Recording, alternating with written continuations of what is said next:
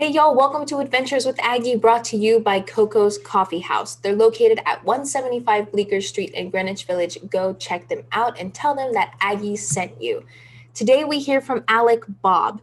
He's a BMX athlete and he's going to tell us a little bit of everything, why he does BMX, college national championships, training sessions, giving back, and a little bit about TikTok. So please welcome Alec. Alec, how are you doing today? Doing well. Thanks for having me on. Awesome. It's so nice to meet you. Just to get started, can you kind of give me some background on who you are and what you do? So I'm Alec Bob. I'm a professional BMX racer. I've been professional for 4 years now. I've been racing for 17 years. Started when I was 9, and now still at it at 24. That's awesome. How did this become your thing? Can you kind of start from the beginning? When did you decide that BMX was going to be your sport? I'd always liked riding my bike as a kid. I eventually had to learn how to ride a bike without training wheels just because I broke them. And my dad wasn't going to buy me new training wheels. So he's like, you better learn how to balance. So I actually learned just in my backyard over here. And then growing up, we rode bikes to school. We found a group of neighborhood kids that had little plastic ramps. And so we'd set up those and try and see who could jump the furthest. And then it eventually was taken to the BMX track just in Dallas.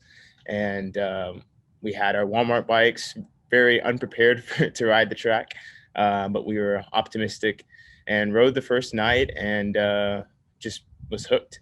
We went probably every week after that, started racing, started taking over the state series, racing regionally, and then eventually racing nationally and doing well at that.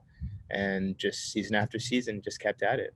I think BMX is wild. I watched videos of you and other people, and I don't know how. I don't think I could do it. I'm not confident enough in myself that I could ever do this. So fun to watch and cool to see that you started so young as well.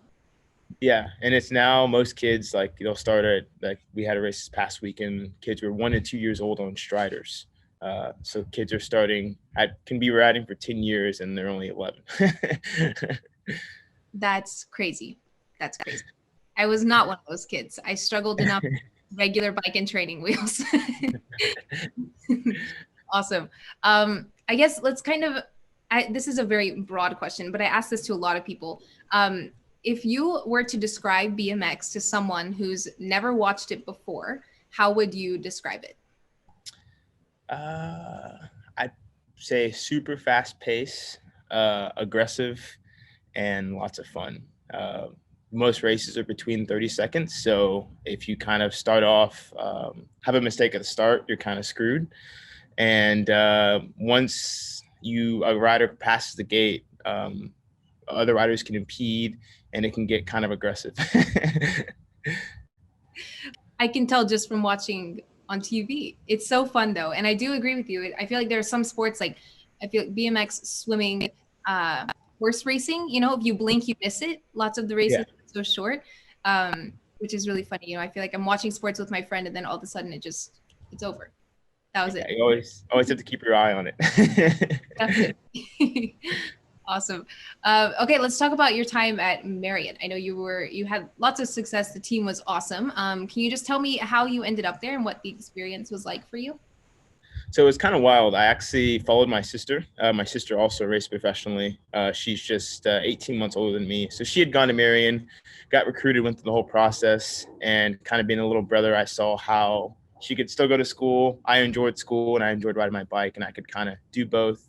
And I actually didn't even do a college visit. So I went with her freshman year, dropped her off, and figured this is fun, this is cool, and signed up. And the first time I saw campus was on move-in day. But it was a very fun experience. I did my bachelor's there, got a degree in marketing, competed in other disciplines. So at that school, the cycling team is about 70 athletes, and we cover 5 different disciplines: cyclocross, mountain bike, track cycling, which is velodrome, and then BMX and road cycling.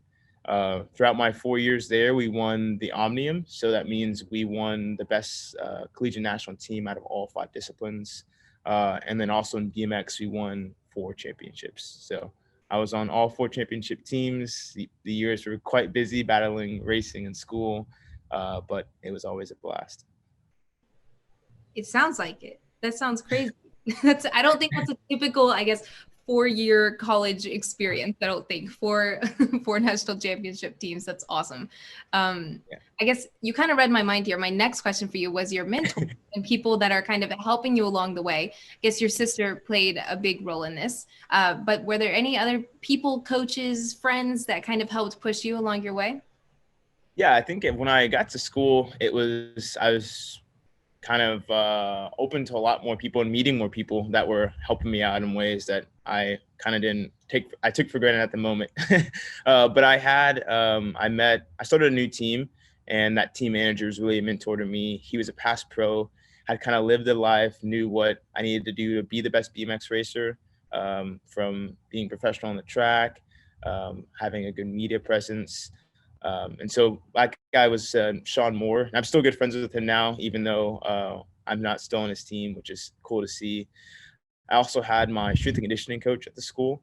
And so he worked with me for about 2-3 years while I was at school with my strength and conditioning, and then helped me out just with being a good guy. So a lot of the things where I was kind of off track some days at school, he always was able to straighten me out and kind of point me in the right direction. And his name is Vernon Smith, and I'm still good friends with him. But even my parents too, they always kept me on track, even though we were about 14 hours away, me being in Indianapolis. But it was a lot of fun and had people that were really rooting for me. Sometimes you need those people that kind of like snap you back in line, I guess. It's Yeah. like you had a couple of those, which is awesome. Cool. Let's talk about training a little bit. You mentioned some of these coaches and stuff. I guess for people who aren't super familiar with BMX, can you kind of walk us through a typical training session? I'm sure you do conditioning and strength as well as BMX, right? Training. So can you just kind of walk us through some session? Yeah, so I think training had kind of morphed a little bit. So I guess to backtrack to provide some context. So we first had our Olympic Games. BMX debuted in the Olympic Games in 2008, and that was kind of the pivotal point where riders were doing a lot more off the bike training and on the bike training. And so now typically I do about 20 hours a week of training. I do 3 days in the gym, so that's a lot of powerlifting. So squats, deadlifts, and then also plyometrics, because BMX is a sprint. So you need to make sure that you're quite explosive. So a lot of box jumps and stuff like that. And so that's typically 3 days of the week. And then also I do on the bike training and on track training on the bike, and then off the track training. So off the track training looks like sprint work. So I'll just be in a street. I'll do like interval sprints. So I have like 15 pedal strokes, and I'll do 4 of those sprints, and then I'll do maybe 20 pedal strokes. And some days a little different where it's just focusing on the start of the race. So focusing on the first 4 pedals. And then on the track training is similar. So I'm working on my sprint training as well as my technique. So figuring out the fastest lines throughout some of the straightaways and kind of making sure I'm at top shape for that. And then also working on endurance. So some days I'll do where I'm focusing just on the first bit of the race, so the first straightaway. And then I'll do larger endurance days when I'm working on the whole track and doing a lot of endurance efforts. So it can get quite busy during the week. Some days it's doing something in the morning, like weight training in the morning, and then on the bike sprint training in the afternoon. So it can get quite hectic. You say it like it's nothing. It's just all of these pieces of things put together. 3 hours a week, that's a part-time job. Yeah. So it gets hectic, and I think I enjoy it because I did a 4-hour week, and Yeah. that's fun. But I enjoy more just exerting myself all day, every day. That's amazing. That's so cool. I guess a follow-up to that, how were your training sessions and things affected by COVID this last year, if any? A lot. So when COVID kind of hit, I just moved to California, and so I couldn't work out at a gym. The tracks were closed, so I had to get quite creative. I had in front of my house, I probably had 300 yards of parking lot, and so I do my sprint training there. I would move my car to the garage. I'd have a a packing blanket mat, and I do a body weight workout. So life got really repetitive just because I was in a small area all the time and still doing just as much training. So I loved that garage for a little bit. But then once things started to open up, I had some more luxury. The track that was in California, they had smaller group sessions, so I could still ride, but it was maybe twice a week for an hour time. And then once the gym started opening back up, I was able to find a CrossFit gym that had a low capacity of people. So I had kind of minimized my risk of catching COVID while just trying to be active. So it really took everything I had done previously for Whirlwind. But I will say, doing bodyweight stuff, I was probably just as strong as I am now with doing a lot of the weightlifting training. So it's cool to know that both methods can still be successful. Definitely. I think everybody had a stage where they were doing something weird or repetitive in their garage or their kitchen or their living room, whatever it may be. I know I did that too. I have my studio apartment here in New York, and my kitchen has become everything from an art studio to a gym to a kitchen. So depending on the hours of the day, you got to make it work. But Yeah. Awesome. I'm glad to hear that it worked out for you, though. I've seen some crazy workouts at home gyms, or like what I'm saying, in their kitchens and things like that. But hopefully we've moved on from that now.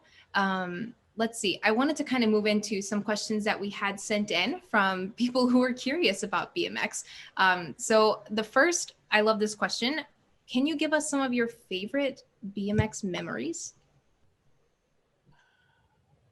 I'd say most of my memories are, some of mine are results based. So probably my highest one was probably winning my world championship title in 2017. It was just one of those nights where I really didn't sleep before. And sometimes you think, oh, I have to get sleep to perform well. But just with the atmosphere of a world championship, the day was a breeze, ended up winning. And that was kind of one of my pinnacle ones. I'd say another close second would be I'd finished a race in Nebraska, I guess when we were probably 13 or so. And I was with the family, and we actually stopped at 3 other tracks on the way back home from Nebraska to Texas. And that was a fun memory, just getting to ride a bike and absolutely have fun. And I think my third one would be I went to Camp Woodward in Pennsylvania this past summer. And I was doing my efforts, doing my training after a lot of the kids had rode. So I was kind of there by myself. And I kind of turned around, and there was 20 freestyle kids behind me asking if they could ride the track with me. And we just had a crazy session and rode to almost pitch black dark. So that's probably one of my memories. Just people who didn't even have a background with racing, but just a love for bikes. And we could kind of share that moment, which was a lot of fun for me.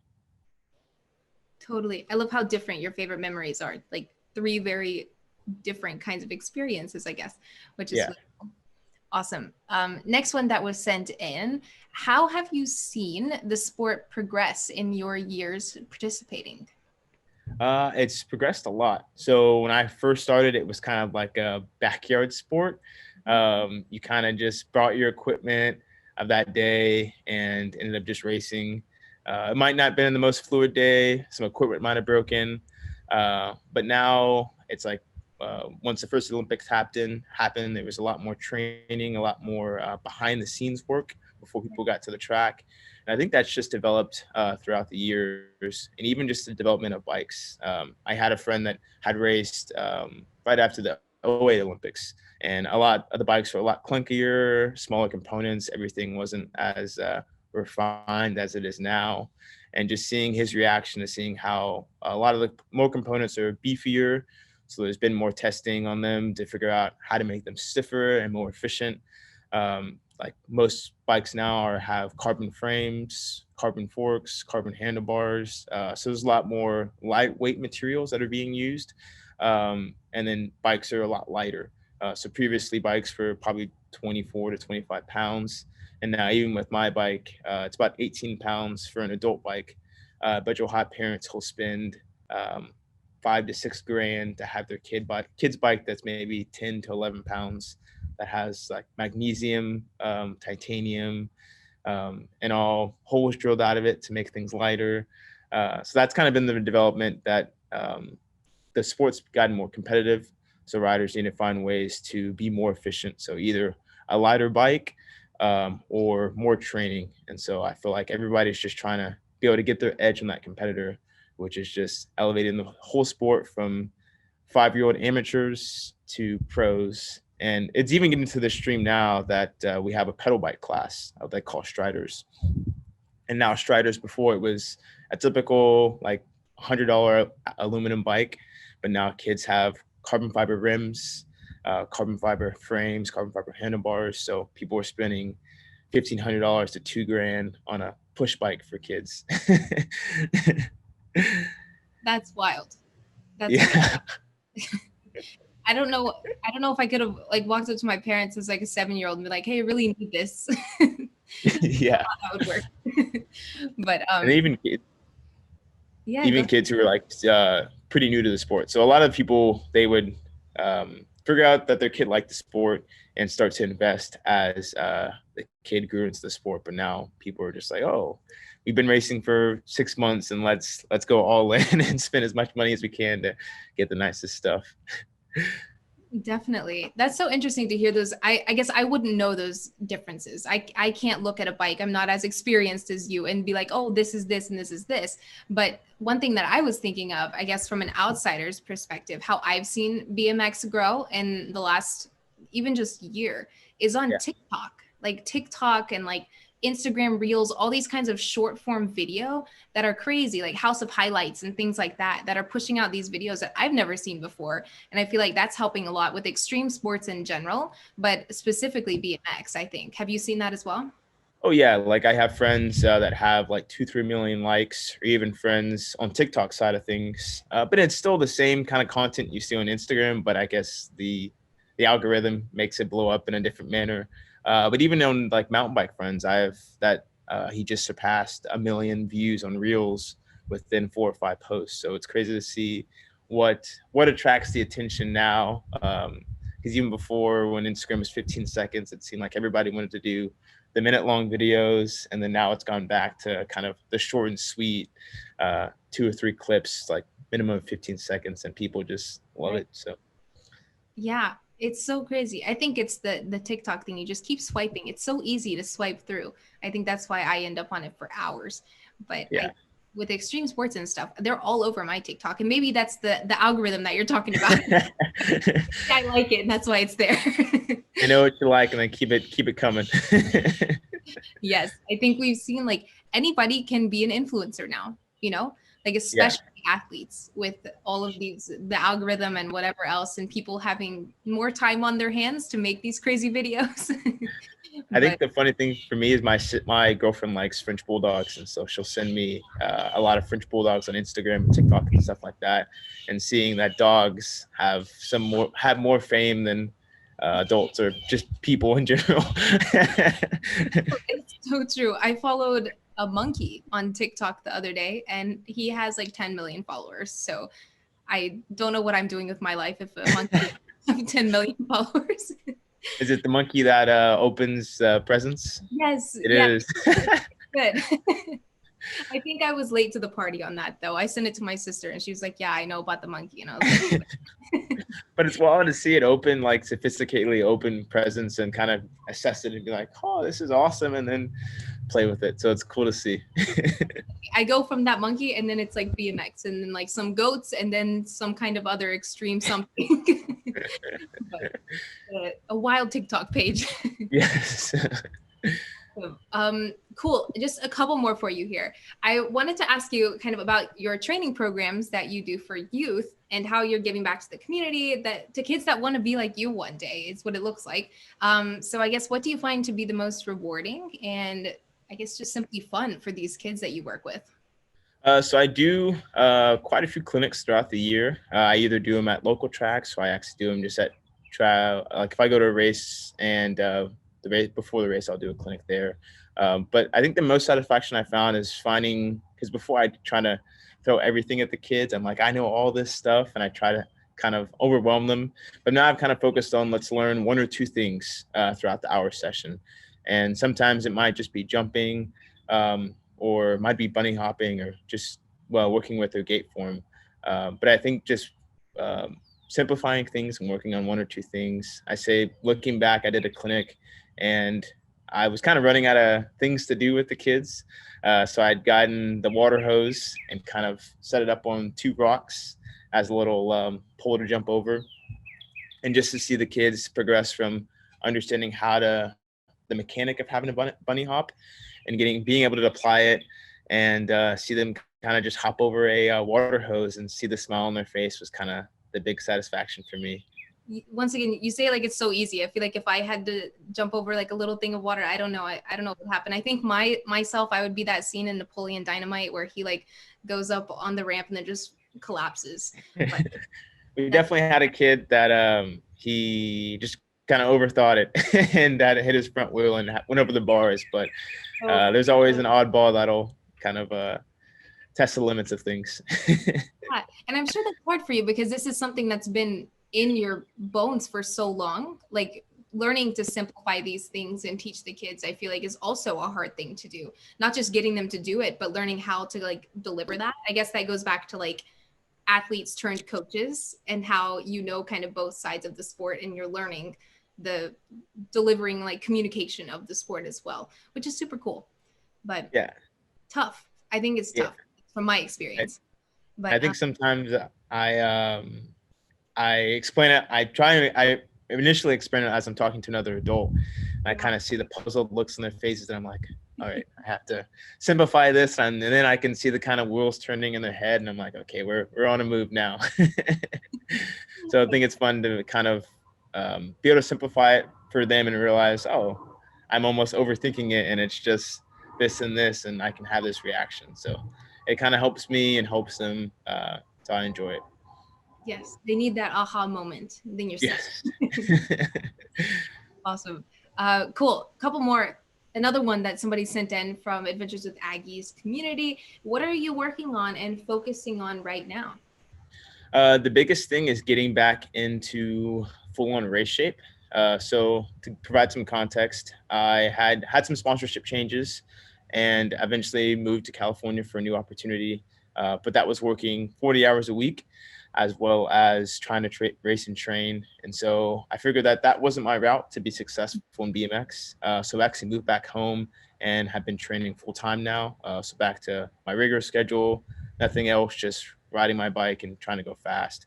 And so this past probably 8 weeks has been just getting back into that rhythm of like a more consistent training schedule.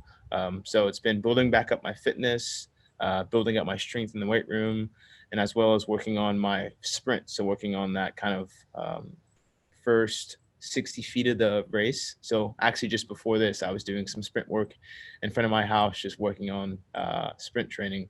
So a lot of it it's kind of been a mouthful of working on a lot of things. And have been to a few races. So I've kind of figured out at each race what I've kind of done well on, and achieve my goals, and then things I need to kind of still improve on. So after all the races, it's still working on that start of the race. And so I have a race this weekend in Atlanta. So we'll kind of see if I've been able to work on that this past week. And so we'll see if it's good or if I still need to work on it after this weekend. So I'll give you an update. Awesome. We're cheering for you. We're cheering for you. Can't wait to see how it goes. Awesome. Two more. So let's see. One I like to ask is, what are some tips, I guess, that you would give to either kids or people who are new to BMX that want to start? So I'd say just going for it. I think with BMX in particular and a lot of other things, starting is kind of intimidating.